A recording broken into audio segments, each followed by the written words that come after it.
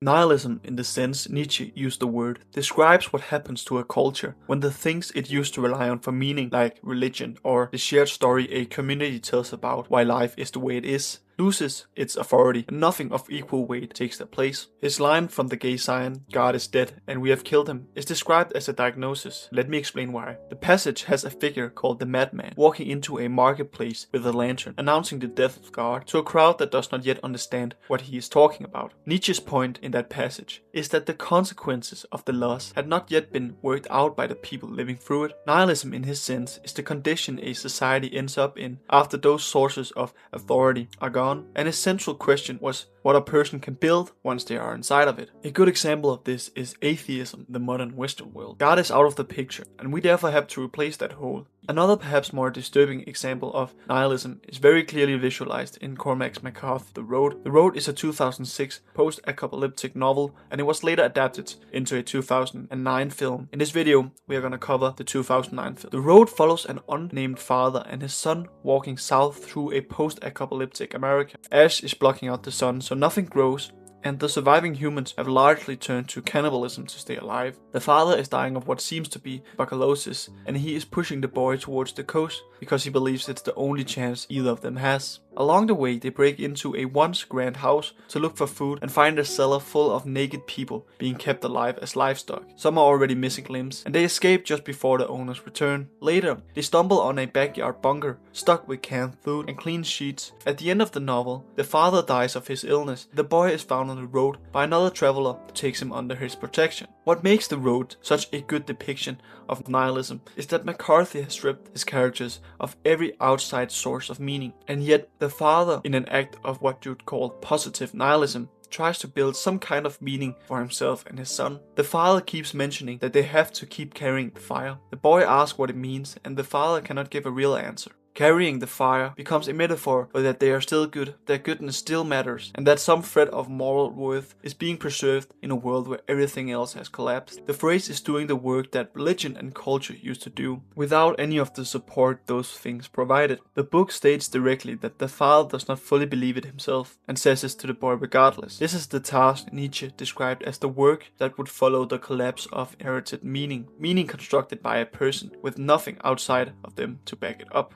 Existentialism is easiest to explain through a manufactured object. Sartre's own example in his 1946 lecture, Existentialism is a Humanism, was a paper knife, but the logic is the same if you picture a chair instead. The carpenter knows what the chair is for before the chair exists. Sartre's word for that purpose is essence, and for any object built by someone or something, essence comes first and existence catches up. The chair arrives into a world where its job is already written down. Sartre's argument in the lecture is that for most of Western history, humans were thought about the same way. God was the carpenter, the person was the chair, and therefore we as humans had an innate meaning despite not knowing at first glance, due to God creating us in the first place. But take God out of the picture, as we have done especially in the West, and the whole structure falls apart. There is no carpenter, and no prior plan exists for what a human is for, and therefore existence comes first and essence catches up. The cost of this is that the person is now fully responsible for the result. The person cannot blame nature or God for what they became, because there is no fixed nature orchestrated by God. An argument could be circumstance as an excuse for a given individual's positive or bad existence. But Sartre would argue that the two people in the same situation would still build different selves, regardless of them being in the same circumstances to begin with. Sartre's word for the strategy of dodging this responsibility is bad faith, treating a role or a job as if it were doing the choosing for you. Refusing to choose is still a choice in Sartre's philosophy. One of the clearest depictions of this philosophy is David Fincher's Fight Club. Fight Club's main character is never given a name, and there's a reason for it. He works an office job at a car company, calculating whether the cost of recalling defective cars would be higher than the cost of settling lawsuits with the families of people the cars have killed. Fincher establishes his monotonous and meaningless life visually by panning across his apartment while the prices of his IKEA furniture appears on screen. He has chronic insomnia and attends support groups for diseases he does not have, because crying with strangers is the only thing that lets him sleep. On a business flight, he meets a soap salesman named Tyler Durden, and when he gets home, his apartment has been destroyed in an unexplained explosion, so he moves in with Tyler. The two of them start an underground fight club where men hit each other in bar basements, and it catches on and spreads across the country. Tyler turns it into Project Mayhem, a movement that graduates from anti-corporate vandalism to terrorism aimed at credit card company buildings. In the final act, the narrator discovers that Tyler is not a real person. Tyler is a version of himself, his own mind invented. Everything Tyler has done, the narrator has done. The film ends with the narrator shooting himself in the mouth to kill Tyler, surviving because the bullet passes through his cheek, while Project Mayhem bombs destroy the target buildings outside the window anyway. The narrator is the Sartrean chair version of a person, the consumerism, the soulless desk job. All of it seems like bad faith. The narrator is not actively engaging his own existence. The film never gives him a name because the role has eaten the person so completely that the role is the only thing left to call him. Tyler Durden becomes the antidote to the narrator's mundane life and bad faith. What Tyler gives the narrator is a set of things he actually picked rather than the things that were assigned to him. But then it is revealed that Tyler is the same trap, just with better lighting. The narrator has swapped one pre-made identity for another. Sartre's point about authenticity is that it cannot be handed off to a cooler version of yourself, and that is exactly what Tyler is. A cooler self the narrator constructed, so he would not have to do the work of becoming his own person. The ending is the only authentic act in the film by Sartre's definition. The narrator shoots himself in the mouth, and what he actually kills is Tyler. He's not killing himself in the literal sense, he's ending the part of him that was still trying to live inside an identity built by someone else, even if that someone else was a cooler version of him. Cosmicism overlaps with nihilism. Both describes a universe that does not come with built-in meaning for human beings, but the claim cosmicism makes is narrower. Nihilism in a broad sense says nothing matters, and the responsibility for building meaning falls to the individual. Cosmicism doesn't necessarily dispute the individual's meaning, rather it simply acknowledges that the individual experience and human existence is so meaningless and pointless in comparison to the scale of the universe and the entities residing within it that it has no objective value anyway. The word cosmicism is in direct line of thought with the works of H.P. Lovecraft, and a lot of the philosophy behind cosmicism draws on his work directly. Lovecraftian monsters do something most horror monsters don't. They aren't villains necessarily. In The Shadow Out of Time, the great race of Yith are a civilization that lived on Earth around 200 million years ago, and their main project is building a library of every intelligent species that ever existed. They swap minds across time to do it, pulling a consciousness out of some other era and dropping it into a Yithian body for a few years to gather information. The Call of Cthulhu does something similar, with the title entity Cthulhu, who is asleep in a sunken city and only wakes up when the stars happen to line up a certain way.